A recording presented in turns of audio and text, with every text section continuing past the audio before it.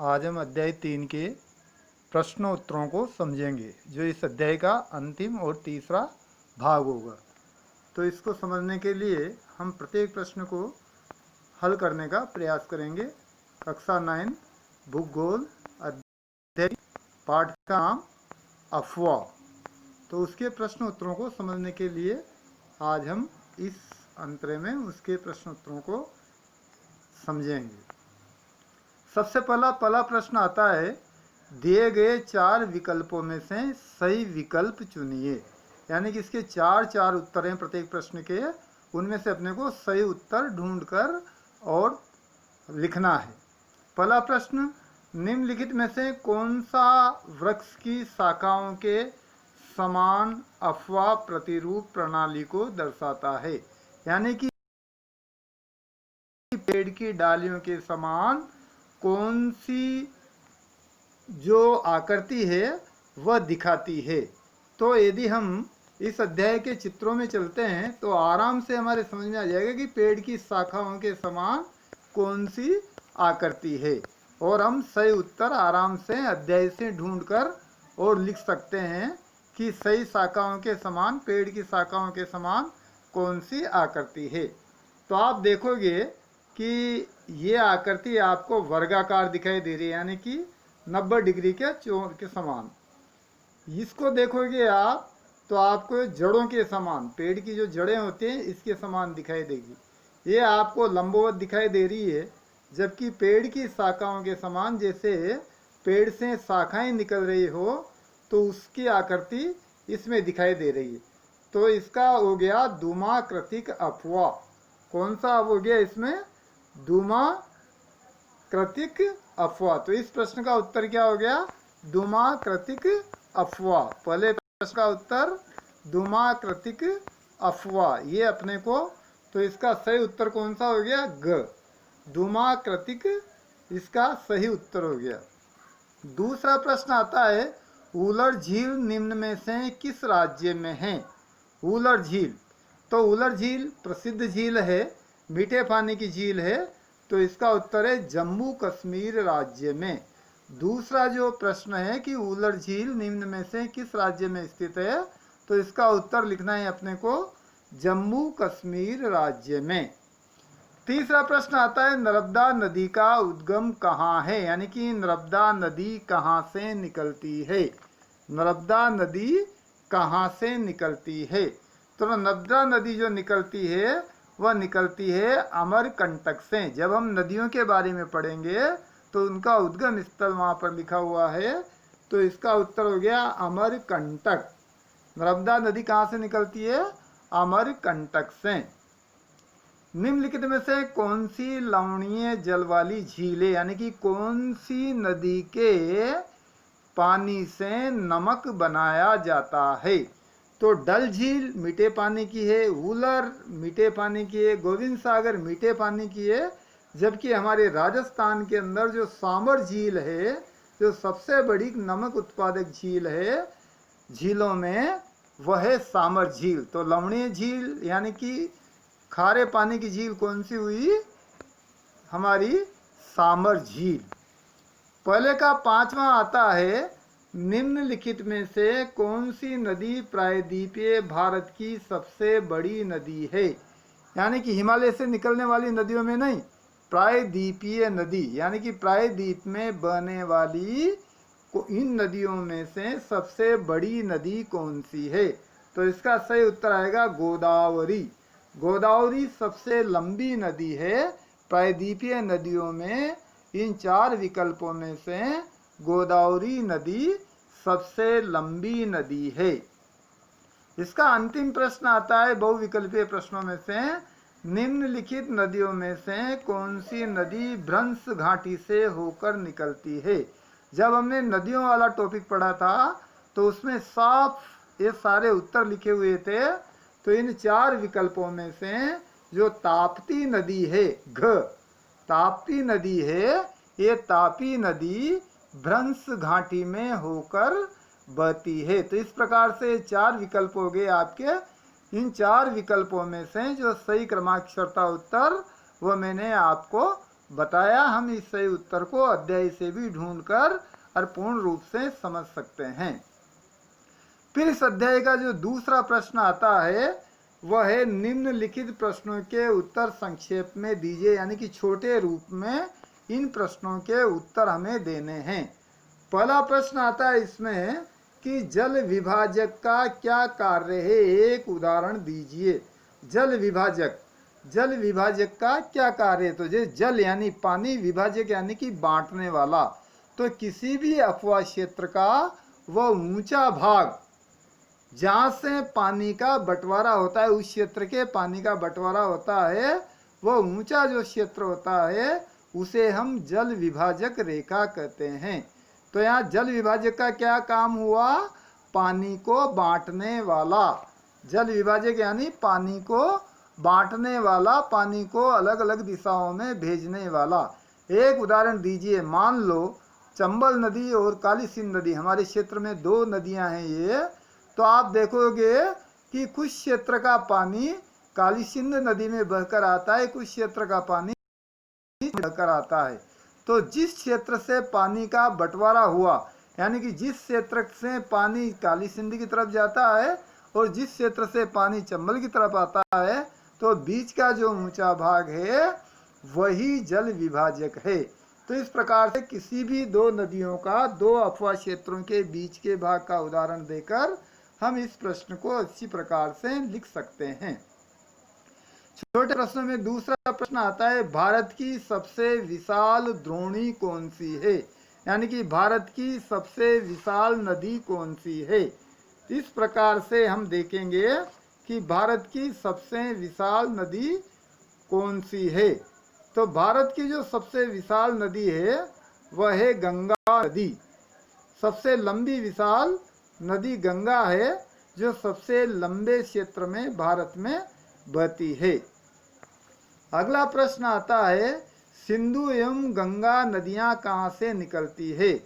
तो आप देखोगे, मैंने नक्शे में पढ़ते समय अपन ने नक्शे में अच्छी प्रकार से समझा था कि सिंधु नदी तिब्बत का जो मानसरोवर झील है, मानसरोवर झील के पास से इसका उद्गम स्थान है तिब्बत में। जबकि गंगा नदी का उद्गम स्थान है गंगोत्री। हिमालय के गंगोत्री नामक क्षेत्र से गंगा नदी निकलती है, जबकि सिंधु नदी जो निकलती है वह मानसरोवर झील के पास से निकलती है। अगला जो प्रश्न आता है, गंगा की दो मुख्य धाराओं के नाम लिखिए। यानी कि गंगा नदी जब बनती है उससे पहले ये दो धाराओं में पहाड़ों से निकलती है। तो उनमें से एक धारा का नाम है भागीरथी और दूसरी धारा का नाम है अलकनंदा। गंगा जब निकलती है तो दो धाराओं के रूप में निकलती है। एक धारा का नाम भागीरथी, दूसरी धारा का नाम अलकनंदा। और ये दोनों धाराएं कहाँ पर आकर मिलती है? देवप्रयाग में। दोनों धाराएं एक दूसरे से कहाँ मिलती है? देवप्रयाग में। और वहां से गंगा इसका नाम हो जाता है। गंगा नदी के रूप में, पवित्र नदी के रूप में ये आगे धरती पर अवतरित होती हुई बंगाल की खाड़ी तक सफर करती है।